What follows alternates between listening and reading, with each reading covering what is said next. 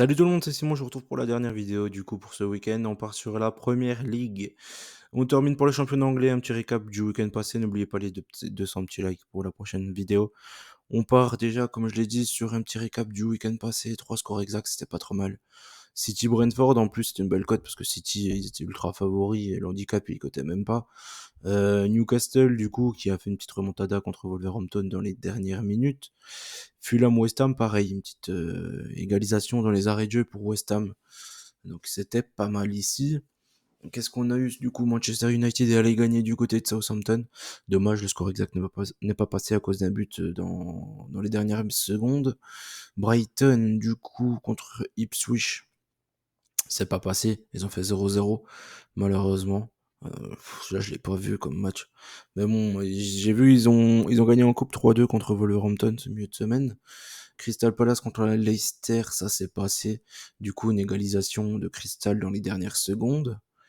Liverpool, c'était la grosse surprise, c'est la grosse douille du week-end, de très loin.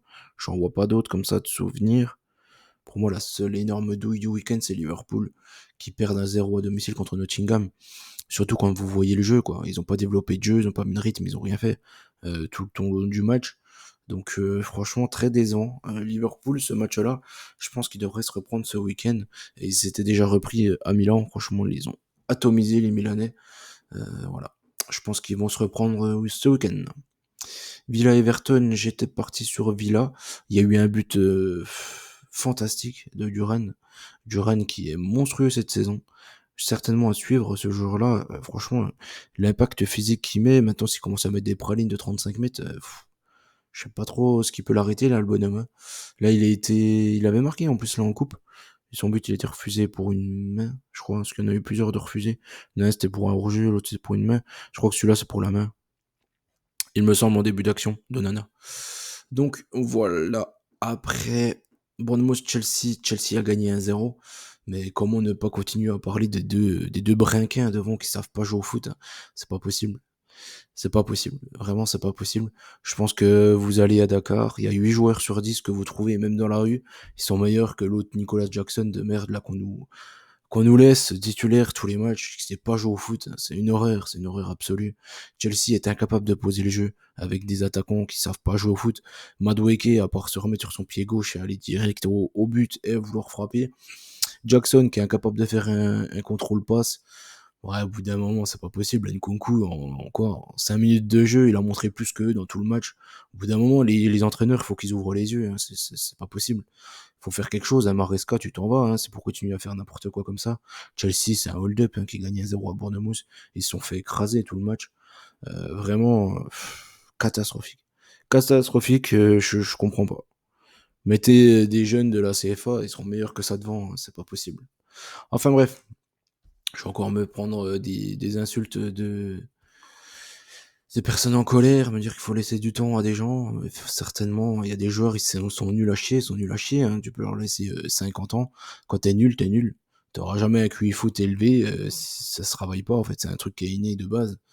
Au bout d'un moment, ta finition devant le but, quand t'es attaquant de pointe, tu dois savoir faire un plat du pied, hein. Je vais pas vouloir être méchant, mais bon. Donc voilà. Tottenham, Arsenal. Du coup, là, j'étais parti sur un BTTS. Tottenham, encore une fois, qui a vendangé énormément d'occasions. Ils auraient dû gagner ce match-là contre Arsenal. D'ailleurs, parlons-en de cet horrible Arsenal qui a encore fait 0-0 hier. Franchement, moi, j'en peux plus de leur match. Je vais boycotter Arsenal, je vais arrêter de les regarder. Je pense que c'est le pire club d'Angleterre. Vraiment, je vois pas une équipe qui est aussi pourrie qu'eux, quoi. Parce que, encore, je parle pas en termes d'organisation défensive et tout, ok, ouais, c'est pas mal. On se fait chier, quoi. C'est l'équipe de France de Deschamps. Je reviens là-dessus, c'est exactement l'équipe de France de Deschamps. Arsenal, c'est exactement la même chose. C'est rien pour les spectateurs, tout pour le résultat. C'est une horrible chose pour le football, tout simplement. Wolverhampton contre Newcastle pour terminer. Là, j'étais parti sur, ouais, bah, nickel. Il y a eu deux bangers, Harrison Barnes et puis Fabian Schär sur ce match-là. Surtout le dernier. Harrison Barnes, sa frappe, elle est incroyable. D'une pureté et d'une vitesse incroyable. On attaque pour ce week-end. West Ham, Chelsea, Villa, Wolverhampton, Fulham, Newcastle, Leicester, Everton, Liverpool, Bournemouth, Southampton, Ipswich, Tottenham, Brentford, Crystal Palace, Manu. Brighton, Nottingham et City, Arsenal. City, Arsenal, bon, on va avoir droit vers une purge, hein. Il y a Arsenal dedans, malheureusement, ils vont nous reflinguer un match. West Ham, Chelsea, je pense que ça va être un match de dingo, celui-là. Je pense vraiment que ça va être un match de dingo. West Ham, il y a plein d'occasions dans leur match.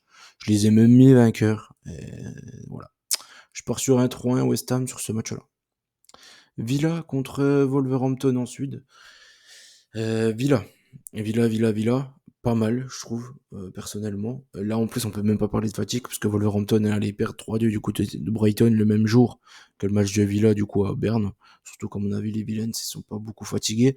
Sachant que les Bernois ont été bons 10 minutes, après, ils ont été nuls. Vraiment nullissimes.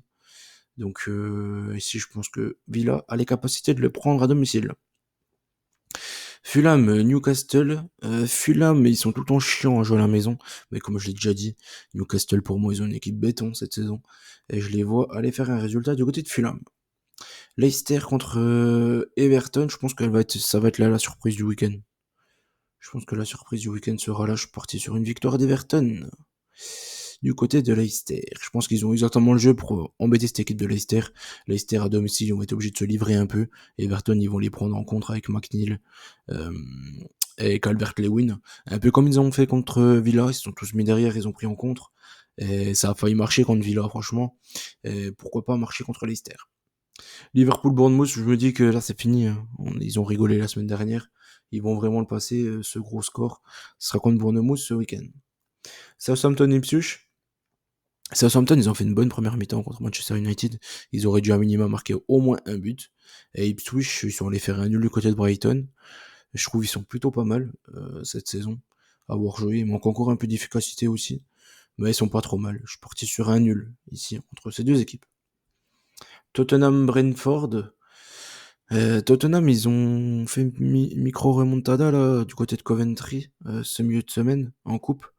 Ils ont marqué 2 buts après la 85e. Là, je pense que contre Brentford, équipe ultra joueuse, Brentford très très dur à jouer avec Wissa et Mbemo, qui sont pas mal devant. D'ailleurs, Wissa et Mbemo, ils sont 100 fois meilleurs que les attaquants de Chelsea, hein, qu'on se le dise.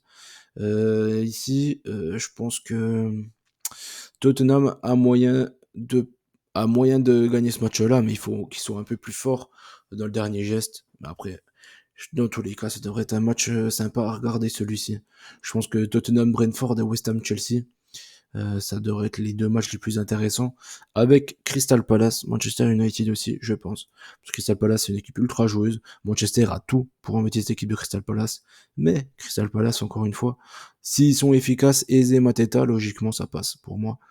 Les occasions que Southampton ont eues contre Manchester United, Crystal Palace a de meilleurs joueurs et ont de quoi les mettre au fond. Brighton contre Nottingham ensuite. Ici, je suis parti sur un match nul. Voilà, une petite bulle ici. Seul match en but, ça sera ici, je pense. Nottingham, depuis le début de la saison, encaisse très peu de buts. Donc, pourquoi pas tenir encore une fois du côté de Brighton. On termine par City Arsenal, comme je l'ai dit, une burgeasse. Voilà, j'espère que City va gagner ce match-là. J'en peux plus d'Arsenal, je vais pas me répéter, bon, c'est terminé. Donc j'espère que City va les faire redescendre sur terre et qu'on en termine avec cette équipe hideuse.